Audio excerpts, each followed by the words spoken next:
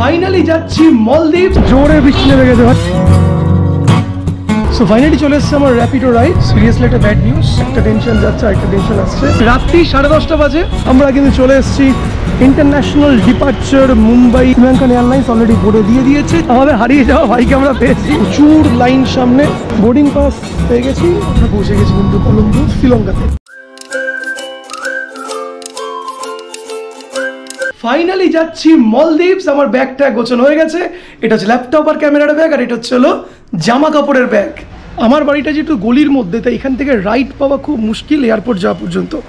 ওলাতে 2বার reject করলো, Uber একবার বোধহয় রিজেক্ট করলো। মানে 4 চাকা দেখাচ্ছে, কিন্তু আমি 4 চাকা যাবো না, অত বাজেট নেই।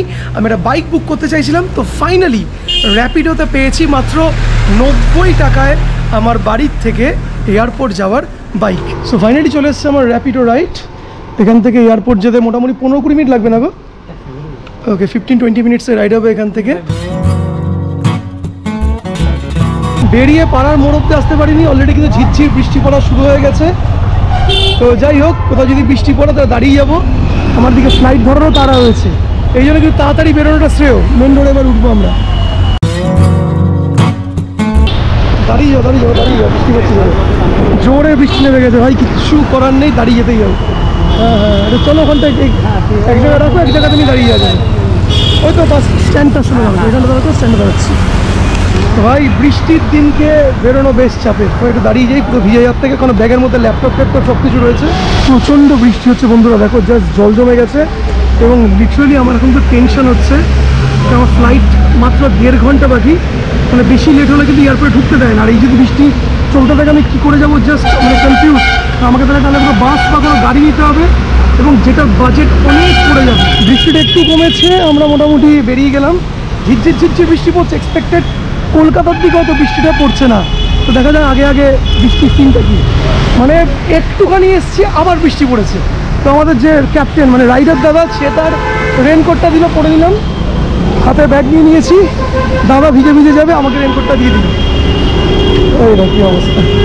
চলো এবার ফাইনালি বৃষ্টিটা রেনকোটটা পুরো সাথে সাথেই কমে গেল কিন্তু। তো ফাইনালি কিন্তু পৌঁছে গেলাম দমদম ইন্টারন্যাশনাল এয়ারপোর্ট।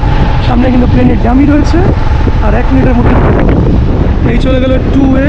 আমার বন্ধু দাঁড়িয়ে আছে 3A 3Cতে, পরের গেটটা 3C। সো এয়ারপোর্ট ঢুকে গেছি। ভাই কেমন আছো? ভাই ভালো আছি। কোন জায়গায় ব্যথা করছে তোমার?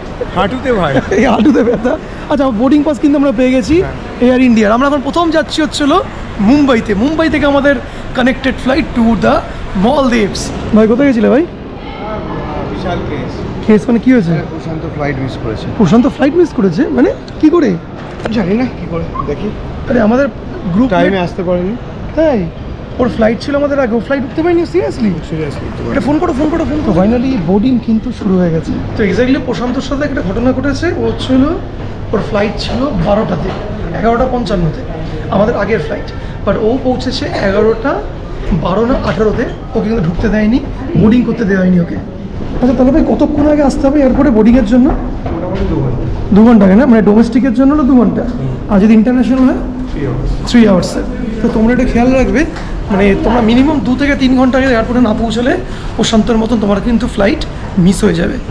তো ভাই এয়ার ইন্ডিয়া এক্সপ্রেসে আপনাদের সবাইকে স্বাগত। ধোয়া বেরোচ্ছে। একটা গুরু দায়িত্ব দেওয়া হয়েছে আমাদের দেববাবুকে। গুরু দায়িত্বটা কি? ও চলে এমার্জেন্সি সিটের পাশে বসেছে, তাই পুরো ট্রেনে যদি কোনো কিছু হয় তাহলে ওর দায়িত্ব, সবাইকে দায়িত্ব নিয়ে বেরোনো। ভাই যেগুলো বললো তুমি শুনেছো মন দিয়ে? বুঝতেই তো পারলাম না কোনটা কি খুঁজতে হবে, কোনটা কি পার করতে হবে। এটা ভালো করবো, এটা লিভার, এটা কি দেখো টান দিতে হবে। এখন কি টানবো? এখন না, যদি কোনো এমার্জেন্সি হয় টানলে কি একটা বেরিয়ে আসবে বললো, ওটা ধরে আবার টান দেবে, টান দিলে এটা খুলে যাবে। ওটা খুলে যাওয়ার পর বাইরে থেকে কোনো ব্লকেজ না থাকে, তখন কি 15 কিলোর একটা কি বেরোবো, 15 কিলোর একটা ওজন ধাক্কা মেরে ফেলে দেবে ওটাকে, তারপর লাভ দেবে প্লেন থেকে। পারবে তো? মানে তোমাকে হচ্ছিল এটা করলে তোমার পেছন এই প্লেনের এত লোকজন সবাই তোমাকে ফলো করবে। মানে ইমার্জেন্সি সিটে আমাদের যখন সিট বুকিং হচ্ছিল কি বললো, আপনারা খুব লাকি, লেগ স্পেস পাবেন, বেশি লেগ স্পেস। সেটা পেয়েছি। হ্যাঁ পেয়েছি, অনেকটা লেগ স্পেস রয়েছে, কিন্তু এর সঙ্গে দায়িত্বটা যেটা বলিনি কিন্তু। তাহলে নিতাম না। পুরো প্লেনে মেঘের মতন ধোয়া বেরোচ্ছে, প্রত্যেকটা সিটের থেকে ধোয়া বেরোচ্ছে। এই ধোয়াটার মানে কি বলতো, মানে ভেতরকার যে টোটাল যে প্লেনটা তোমরা ট্রাভেল করে এসছে এই ভেতরে কোনো জাম থাকলে কোনো কিছু থাকলে টোটাল ভ্যাকিউম করে ব্যাপারটাকে বের করে দিচ্ছে। সিরিয়াসলি একটা ব্যাড নিউজটা হচ্ছিলো আমাদের ফ্লাইট 30 মিনিট লেট। বিষয়টা হচ্ছিলো 5:55 ফ্লাইট ছিল না, 5:55 ফ্লাইট, 1 ঘন্টা আগে আমাদের বোর্ডিং হয়েছে, মানে 5টা বাজতে বোর্ডিং, উঠিয়ে বলছে আধ ঘন্টা লেট। তাহলে ভাই ওঠানোর কি দরকার ছিল? আমার ঠিক পেছনে দেখুন প্রচুর লোকজন। এয়ার ইন্ডিয়া যে জিনিসটা আমাদের সাথে করলো প্রচণ্ড আনফেয়ার। আমাদের ফ্লাইটের টাইম ছিল হচ্ছে 6টা, আধ ঘন্টা 40 মিনিট এক্সট্রা আমাদেরকে ওয়েট করিয়ে রাখলো আরেকটা কানেক্টিং ফ্লাইটের প্যাসেঞ্জারকে তোলার জন্য। মানে ভাবুন এখানে এয়ার ইন্ডিয়া লোকে কেন চুজ করেন, এই কারণের জন্য মানে এতগুলো লোক তারা অন্য ফ্লাইট থেকে আসছিল, তাদের জন্য আমাদেরকে 1.5 ঘন্টা ধরে এখানে বসিয়ে রেখে দিয়েছে। ফাইনালি কিন্তু আমাদের প্লেন ছেড়ে দিয়েছে, তাও প্রায় 45 মিনিট লেটে।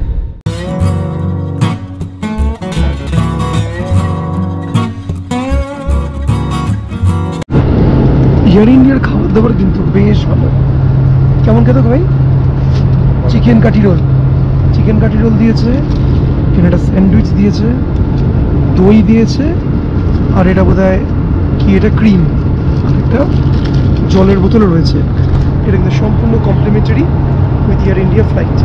আমুল দই এবং তার সাথে এই সাবর একটা চামচ। সিরিয়াসলি রতন টাটা ভাই জিন্দাবাদ। কিন্তু মানে একটা মোটামুটি এই ফ্লাইটে এই যে মেনুটা খেলাম আমরা, এর দাম কত নর্মালি হতে পারে? 700 টাকা প্লাস, 600 থেকে 700 টাকা এটার মোটামুটি দাম হবে যদি অন্য কোনো ফ্লাইটে। এবং স্পুনটা তখন কত বড়, এবং দইটা দিয়েছে আমুলের। দেখি কেমন লাগছে।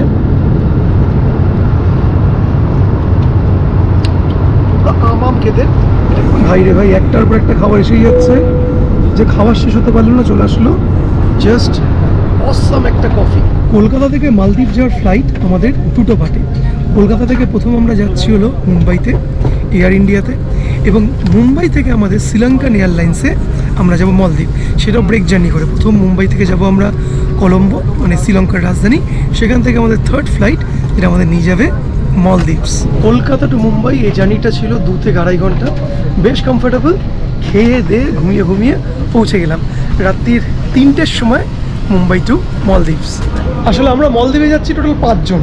5 জনের মধ্যে একজন সকালবেলা যিনি ফ্লাইট মিস করেছিল আনফর্চুনেটলি, সুন্দরবন থেকে ছেলেটি আসছিল, ওর ফ্লাইট ছিল সকাল 12টায়, কিন্তু এয়ারপোর্টে ঢুকেছে সকাল 11:30 নাগাদ, আধ ঘন্টা 40 মিনিট আগে মাত্র, তো ওকে বোর্ডিং করতে দেয়নি। ও তখন স্পট ইন্ডিগোর ফ্লাইটের টিকিট কেটে ও ভুবনেশ্বর হয়ে ঘুরে মুম্বাইতে আসছে। আমরা 2জন চলে আসলাম, আরও 2জন আমাদের পেছনের ফ্লাইটে আসছে। আমরা 5 জন মিলিত হব মুম্বাই এয়ারপোর্টে। এখান থেকে আমরা যাব মালদ্বীপস। গাইজ আমাদের টেনশন না লিটারালি কমছে না, একটা টেনশন যাচ্ছে আরেকটা টেনশন আসছে। ফার্স্ট হচ্ছিল আমাদের, বললাম যে মিস করার কথা বলে আমাদের প্রথম প্যাসেঞ্জারের, প্রথম পার্টনারের, আমাদের যে 2জন ভাই, তারা কতক্ষণ ফ্লাইট লেট? 1.5 ঘন্টা। মানে এখনও কলকাতায় বসে আছে 1.5 ঘন্টা, মানে টায় তারা পৌঁছাবে হচ্ছিল মুম্বাইতে, তারপর এখান থেকে আমাদের ইন্টারন্যাশনাল ফ্লাইট। আর আমরা আধ ঘন্টাতে দাঁড়িয়েছি বেল্টে, আমাদের মালপত্রও দেখা নেই। আর প্রথমে যে ফ্লাইটটা মিস করেছিল তাকে কল করছি, তার ফোন নট রিচেবল বলছে। তাই কী করবো জানি না। আমরা 2জন 5 জনের টিম, 2জন প্রপার টাইমে সব জায়গায় রয়েছি, বাকি 3 জন কী হবে জানি না। ভাই লাগেজ নিয়ে বিশাল চাপে পড়ে গেছি। কলকাতার ফ্লাইট বলছে অলরেডি মালপত্র সব নাকি ডেলিভার্ড হয়ে গেছে, বাট আমাদের ব্যাগেজ এখনও আসেনি, রাইট? তো আমরা 15 to 20 মিনিটসে 25 মিনিট হয়ে গেছে দাঁড়িয়ে আছি। কলকাতার লাগেজ বলছে তারা ডেলিভার্ড হয়ে গেছে বেল্টে। ভাই এরকম হয়? মানে जाइन भाई तो इससे आया आपका? अच्छा थैंक यू, आपका आ चुका है, तो हम लोग अभी आया। এই ফাইনালি চলে এসছে আমাদের ব্যাগেজ। তোলো তোলো তোলো তোলো তোলো। আচ্ছা তাহলে চলে এসছে, এটা আমার, এটা দেবে। রাত্রি 10:30 বাজে, আমরা বসে আছি কোথায়? মুম্বাইয়ের একটি পেট্রোল পাম্পে, এবং খাচ্ছি আমরা মুম্বাইয়ের বিখ্যাত কী চা ভাই? কাটিং চা। কিন্তু আমাদের ভেতরের মধ্যে কিন্তু দুক করছে, কারণ আমাদের 5 জনের টিমে 3 জন কমপ্লিটলি মিসিং। ভুবনেশ্বর থেকে যার ঘুরে আসার কথা, সেও এখন এসে পৌঁছায়নি। তার ফ্লাইট 9:10-এর মধ্যে মুম্বাইতে আসার কথা ছিল, এসে পৌঁছায়নি। কলকাতার থেকে 8:30টার সময় যাদের ফ্লাইট ছিল মুম্বাইতে পৌঁছানোর, মানে 8:30, 9:30, 10:30, 11টা, তারাও এখনও ফ্লাইটে ওঠেননি। আদৌ তারা ঠিকমতো পৌঁছাতে পারবে কি না উই ডোন্ট নো। তাই ডিউ টু টেনশন আমরা একদম এয়ারপোর্ট থেকে বেরিয়ে প্রায় 1 কিলোমিটার হেঁটে একটা চায়ের দোকান পেলাম, আর সাথে কাটিং চা। সো ফাইনালি আমরা কিন্তু চলে এসেছি ইন্টারন্যাশনাল ডিপার্চার মুম্বাই ইয়ের গেটের সামনে। মানে আমরা বাইরে থেকে চাটা খেয়ে ঘামিয়ে পুরো গেছি, এবার কিন্তু ইন্টারন্যাশনালে প্লেন ধরার পালা। ইন্টারন্যাশনাল ফ্লাইট 3:10 কলম্বো যাওয়ার ফ্লাইট শ্রীলঙ্কান এয়ারলাইন্স অলরেডি বোর্ডে দিয়ে দিয়েছে। চেক ইনও কিন্তু ইতিমধ্যে শুরু হয়েছে। কিন্তু মানে আমাদের যেই বন্ধুটি যে সকালবেলা ফ্লাইট মিস করেছিল, প্রশান্ত সুন্দরবনের ছেলেটি, ও আসছে, ওর জন্য ওয়েট করছি। ও আসলে আমরা একসাথে ভেতরে যাবো। সেই দেব আমাদের হারিয়ে যাওয়া ভাইকে আমরা পেয়েছি, প্রশান্তর ফ্লাইট ছিল কটার সময়? প্রশান্ত 11টা। ও ঢুকেছে কোটায়? 11:55 ফ্লাইট ছিল। 11:55 আর প্রশান্ত ঢুকেছে 11:18। ঢুকে আমায় ফোন করছে, দাদা আমাকে ফ্লাইটে চাপতে দিচ্ছে না। এটাকে আচ্ছা প্রশান্ত বল, এটা কি ট্রেন? তুই যে দৌড়ে গিয়ে ট্রেনে উঠবি তা তো নয়। না, এবার আমি ঠিক টাইম বাড়ি থেকে বেরিয়েছিলাম। অ্যাকচুয়ালি রোডে এত জ্যাম ছিল, যার কারণে মানে বাসটা এত লেটে ঢুকেছে। আবার বাস থেকে হাফ পথে নেমে আমি ওলা ধরেছি। তা ওর জন্য দেব হচ্ছিল কি একটা আমদই বাঁচিয়ে রেখেছিল একদম। ওর শরীরে প্রচুর ক্যালোরি ডেফিসিট রয়েছে, ও ক্যালোরি এনার্জি নিয়ে আমরা তারপরে কিন্তু ভেতরে ঢুকবো। রাত্রির 12টা বেজে গেছে, এবার আমরা চেকিংয়ের জন্য যাচ্ছি শ্রীলঙ্কান এয়ারলাইন্সে। প্রচুর লাইন সামনে, এই দেব আর ওরা যাচ্ছে। কিন্তু আমাদের যে দুজন দীপুর যে বন্ধু, তারা কিন্তু এখন এসে পৌঁছায়নি। বাট আমরা আর লেট করছি না, আমরা চেকিংটা সেরেই নিচ্ছি। বোর্ডিং পাস পেয়ে গেছি দুটো বোর্ডিং পাসের অর্থ হচ্ছিল আমরা প্রথমে মুম্বাই থেকে যাব কলম্বো, শ্রীলঙ্কার থেকে তারপরে যাব ম্যালে, মালদ্বীপস। আমাদের বোর্ডিং পাস পাওয়া হয়ে গেছে, নাম্বার 2 চেকিং কমপ্লিট হয়ে গেছে এবং ফাইনালি ইমিগ্রেশন ডান। ইমিগ্রেশনে এই বেচারাকে প্রচুর প্রশ্ন করা হয়েছে। কারণ ও কেন বাংলাদেশে গেছিলো, বাংলাদেশে কোনো রিলেটিভ আছে কেন, মানে আর কি করেছিল ভাই তোকে বাংলাদেশের ব্যাপারে? বাংলাদেশে কি জন্য গেছিলাম এবং বাড়ি থেকে আমার বর্ডারে কতটা দূরত্ব এবং কি কারণে গেছিলাম সেই বিষয়গুলো জানতে চাইছিল। মানে এরকম এক্সপিরিয়েন্স আমারও সেম রয়েছে কলকাতা। আরও বিভিন্ন প্রশ্ন করছিল বাংলাদেশ রিলেটেড। হ্যাঁ, বাংলাদেশ রিলেটেড। যে যাই হোক, আমাকেও করেছিল এরকম। আমি মালয়েশিয়াতে যাচ্ছিল, তুমি তো বাংলাদেশ যাওনি ভাই। ভাই ওই জন্য যাচ্ছি না। তো ভাই বাংলাদেশে যারা যাবে তারা মনে রেডি থাকো, অন্য কোথাও গেলে ইমিগ্রেশনে তোমাকে মানে তাগড়া প্রশ্নের উত্তর দেওয়া হবে। কলকাতা এয়ারপোর্ট থেকে ট্রাভেল করলে তো আরও বেশি প্রশ্ন উত্তর দেবে। তো যাই হোক, সমস্ত দুঃখ কষ্ট ঘাটিয়ে আমরা এখন যাচ্ছি সোজাসুজি আমাদের গেটের দিকে। গেট নাম্বার কত আমাদের? গেট 69-এর দিকে শ্রীলঙ্কান এয়ারলাইন দাঁড়িয়ে আছে, যেটাতে আমরা একটু করেই যাবো। রাত্রির 3টে বাজতে যায়, চোখে ঢুলু ঘুম, খিদেও পাচ্ছে। বোর্ডিং কিন্তু শুরু হয়ে গেছে শ্রীলঙ্কান এয়ারলাইন্সে। আমার হচ্ছিল 28, তো 23 এটা ঢুকেছে উইন্ডোটা তো। হ্যাঁ, তো দুজন একসাথে পড়িস নি? আমারটা বোধহয় পেছনে 28, এটা লাস্টে দিয়েছে রে, বাথরুমের পাশে। আনফর্চুনেটলি এই ফ্লাইটটিও লেট চলছে। ছাড়ার কথা ছিল অলমোস্ট 3:10 নাগাদ, 3:30 বেজে গেছে, এখনও ছাড়ছে না। এক্ষুনি ক্যাপ্টেন অ্যানাউন্সমেন্ট করে বললো যে মুম্বাই এয়ারপোর্টে কিছু টেকনিক্যাল ইস্যুস ছিল, তাই ক্লিয়ারেন্স পাইনি বা ব্যাগেজগুলো লোডিং হয়নি, তাই এখনও ছাড়ার সিন নেই। বেশ কিছুক্ষণ ওয়েট হবে, কখন হবে জানি না। এখান থেকে শ্রীলঙ্কা পৌঁছাতে মানে কলম্বো পৌঁছাতে লাগবে 2 ঘন্টা 15 মিনিট অ্যাপ্রক্স। সেই ঘুম পেয়েছে, সেই ভয়ঙ্কর খিদে পেয়েছে।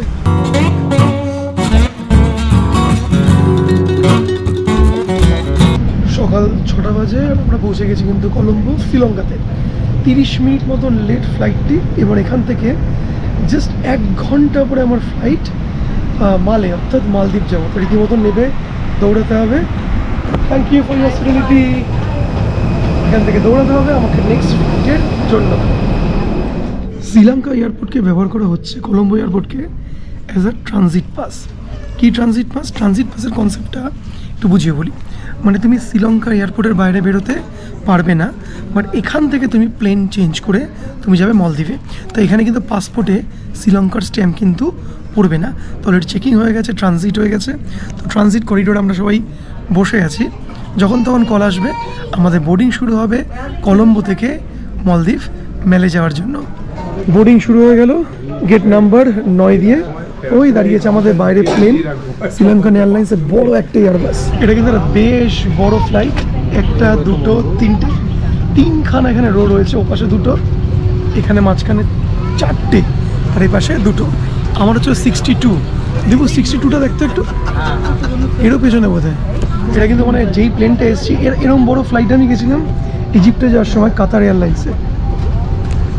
আমার সিটটা আরও পেছনে। দীপুর কত নম্বর সিট রে? 59। আমার সিট ছিল 62D, বাট ওখানে একটা ফ্যামিলি বসে আছে, একজন মা তার 2-3টে বাচ্চা নিয়ে, তাই আমি সিটটা ঘুরিয়ে নিলাম, তাদেরকে ডিস্টার্ব করলাম না, তাদের পাশের সিটটা ফাঁকা আছে। এই সিটটা মর্নিং ফ্লাইটের খাবার হচ্ছিল চিকেন রোল, চিকেন স্যান্ডউইচ, আর সাথে হচ্ছিল অরেঞ্জ জুস। একদম শ্রীলঙ্কান এয়ারলাইন্সের খাওয়া দাওয়া বেশ ভালো। এটা ছিল মাত্র 1 ঘন্টার জার্নি শ্রীলঙ্কা থেকে। শ্রীলঙ্কা থেকে আমরা ফ্লাইটে উঠলাম সকাল 6টা, 7টা 5-10-এর মধ্যে পৌঁছে গেলাম মালদ্বীপে।